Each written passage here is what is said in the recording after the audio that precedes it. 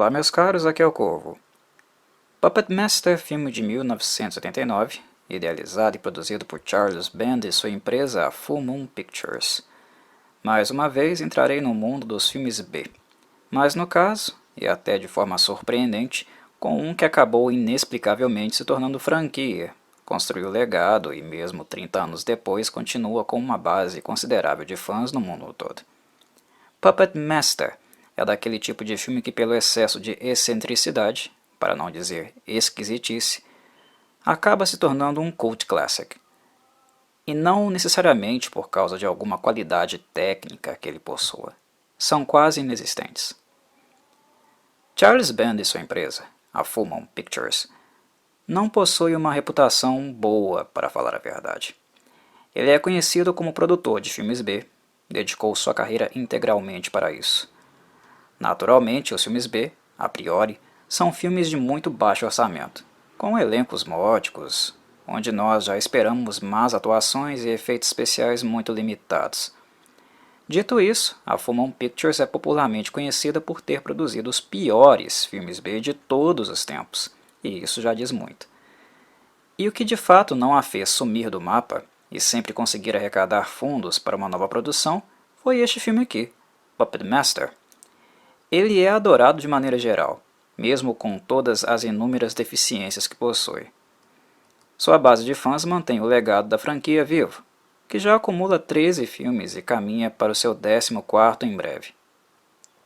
Atualmente eles são muito baratos, simples, retrô e, diferente dos primeiros lançamentos, totalmente independentes. Tornaram-se praticamente filmes caseiros de tão tosco que eles são, visto que não há qualidade suficiente nas produções para sustentar maior distribuição ou exibição em salas de cinema. Pessoalmente, Puppet Master sempre foi um mistério para mim. Até hoje eu não consegui entender muito bem o que atraiu tanto as pessoas para essa franquia. A primeira vez que eu assisti Puppet Master, mais especificamente o segundo filme da franquia, eu era ainda moleque. E com as percepções daquela época, e não necessariamente as minhas atuais, eu tento compreender o que de fato existiu nos primeiros volumes da série que gerou esse fascínio injustificável, quando analisamos os filmes friamente do ponto de vista técnico. Eu me lembro muito bem de ter ficado fascinado com os bonecos. Eles roubam a cena, tudo é sobre eles. Eles são vários, cada um com uma característica própria e um método único para eliminar suas vítimas. Em retrospectiva, Puppet Master tem a aura de uma fábula ou mundo encantado. A questão é que o encantamento em si, deste mundo, é macabro. Mas a mágica, digamos, está lá. Cenas oníricas e até mesmo sem o menor pé nem cabeça ajudam a ambientar um pouco o cenário onde as marionetes darão o seu espetáculo maléfico. Creio que este seja um ponto. Um segundo, eu acredito, seja oriundo da própria prática de confecção e atuação com bonecos. É uma arte que há séculos continua encantando mesmo com toda a modernidade e tecnologia que hoje encontramos. As velhas marionetes nunca desapareceram totalmente, e em pleno 2020 continuamos gratamente encontrando bonequeiros confeccionando e atuando em plataformas como o YouTube, por exemplo. O universo das dolls e puppets nunca desapareceu e sempre tem seu público. E honestamente, eu, Corvo, continuo achando a arte dos bonequeiros muito atraente e charmosa. E por fim, o terceiro ponto, creio que se trata da técnica que Charles Band utilizou para Puppet Master, que seja talvez a única coisa que ele de fato conseguiu fazer bem feito aqui, e por isso seus bonecos tenham ficado tão atrativos e encantados. Trata-se do slow motion. As cenas de Puppet Master se dividem em manuseio ao vivo dos bonecos, por vias motrizes, ou com o uso de efeitos especiais, no caso através da técnica de slow motion. E aqui ela é bem feitinha, dá um caráter realmente animado aos bonecos e a sensação de que eles estejam realmente vivos. E é isso. É tudo o que eu consigo pensar para a tamanha adoração e o tanto de seguidores que Puppet Master possui. Os filmes são muito fraquinhos, com elencos sofríveis e histórias repletas de ideias absurdas e furos. Mas quem disse que o público se importa? O público quer ver os bonecos, simples assim. São eles quem são adorados. São eles quem o público quer ver e possuir. E neste ponto preciso ser honesto. Desde este primeiro filme, o design dos bonecos é sim um show à parte. Eles são muito autorais, distintos entre si e memoráveis. O que, para tantos bonecos, não é algo tão simples de criar e estabelecer. Eles poderiam ser, como a maioria das coisas em Puppet Master, esquecíveis. Mas não, eles foram tão bem confeccionados e possuem características tão únicas que praticamente asseguraram a aposentadoria de Charles Band. Desde o primeiro filme, os bonecos já ganharam várias edições em linhas de brinquedos e até mesmo em revistas em quadrinho. Embora os pequenos possam ser muito maléficos, sua bússola moral é instável, eles ainda assim são adoráveis no seu próprio jeito distorcido de ser. Este primeiro filme apresenta os bonecos considerados clássicos da franquia, e certamente alguns dos mais emblemáticos. Com o prosseguimento da série, cada novo filme vai introduzir outros modelos, assim como nos jogos de luta, por exemplo. Mas grande parte dos bonecos deste primeiro Puppet Master são recorrentes na maioria deles, porque se tornaram realmente emblemáticos do universo criado. O mais notório e também meu favorito é sem dúvida Blade, um boneco com face branca, sobretudo e chapéu negros, um gancho e navalha no lugar das mãos. Blade rules. Ele é a imagem, o símbolo máximo de Puppet Master. Ele é o boneco propaganda da marca e sempre será. Além dele, temos outros emblemáticos como Tunneler, um soldadinho com uma furadeira na ponta da cabeça, Pinhead, que é certamente o boneco fisicamente maior e mais forte, troncudo, mas com uma cabecinha pequenininha, daí o nome. Temos também a nojenta Leech Woman, que é uma boneca lasciva e que vomita sanguessugas. E por fim, temos talvez o puppet mais carismático de todos eles, e do ponto de vista estético, o mais interessante. Ele é Jester. Jester é o mais inofensivo de todos, adorável em todos os sentidos. O bobinho da corte é muito interessante em virtude da sua cabeça ser dividida em 3 compartimentos giratórios, que ele gira de acordo com o sentimento que ele quer expressar.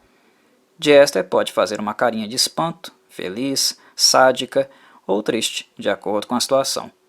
Conceitualmente, ele é um boneco realmente representativo do que faz um bonequeiro. Criativo, de conceito único e diverso. Se eu tivesse algum destes bonecos na minha estante, sem dúvida seriam Blade e Jester. São os 2 mais memoráveis da franquia, na minha modesta opinião. E bem, como funciona e o que de fato seria este filme, Puppet Master?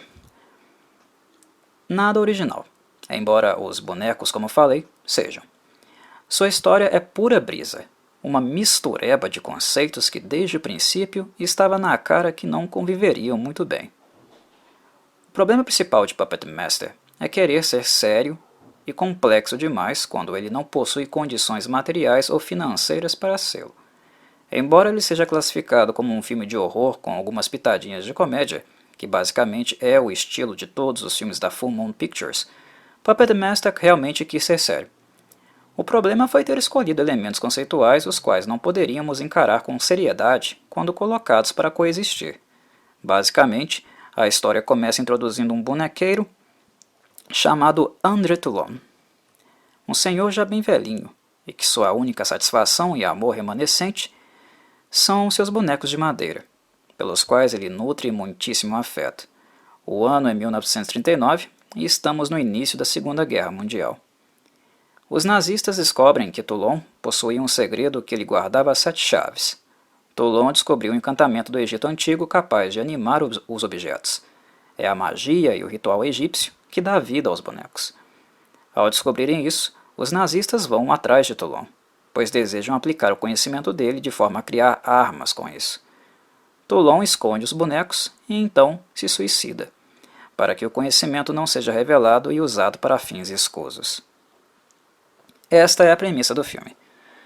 Os bonecos ficam escondidos por 50 anos no hotel que Toulon estava hospedado, o Bodega Bay, até que o hotel é reativado por um sujeito e sua esposa. Este sujeito vem a falecer, mas antes ele estabelece um contato telepático com alguns amigos pessoais de seu círculo. Todos eles, à sua própria maneira, são paranormais, têm faculdades sobre-humanas e por muito tempo vinham tentando encontrar os bonecos de Toulon. Na medida em que todos se reúnem no hotel, tanto para continuar procurando os bonecos quanto para o velório do sujeito, coisas estranhas começam a acontecer. Os bonecos voltam à ativa, e bem, suas intenções não são as mesmas de anteriormente. Os bonecos de Toulon sempre refletiram a bússola moral de seu mestre. Eles eram pacíficos, mas na ausência dele, eles passam a agir de forma truculenta e sanguinária. Qual seria a sua motivação? E por que eles escolheram aqueles que estão ali reunidos como vítimas? Seria apenas para manter o conhecimento do poder egípcio em segredo? Ou haveria alguma outra motivação obscura por trás de tudo isso? Bem, é disso que se trata o filme. Uma tremenda salada mista, como podem perceber. Junta nazismo, slasher, poderes paranormais e bate tudo no liquidificador.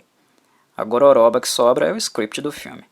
Adicione aí algumas pitadas de humor, umas ceninhas de nudez e outras totalmente viajadas, como se quem escreveu estivesse numa trip de drogas.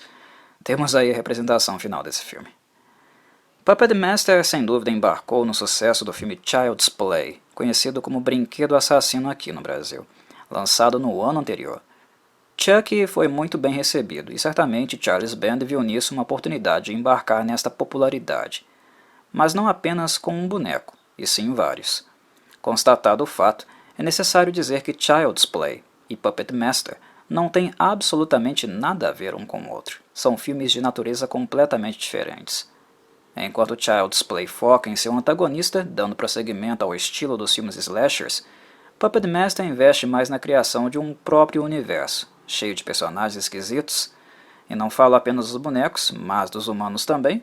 Para ser honesto, os humanos são ainda mais esquisitos do que os pequeninos. É um filme infinitamente mais fraco que Child's Play, obviamente. Ele sequer foi exibido em salas de cinema. Foi lançado diretamente para o VHS. Comercialmente, Puppet Master nunca teve grandes pretensões, mas, como mencionei, ele se salva por causa dos bonecos. Criaturinhas que podem ser dóceis ou extremamente diabólicas, que possuem personalidade e são bastante temperamentais. Pessoalmente, na franquia Puppet Master, eu continuo achando apenas os dois primeiros filmes os minimamente assistíveis, para quem curte filme B.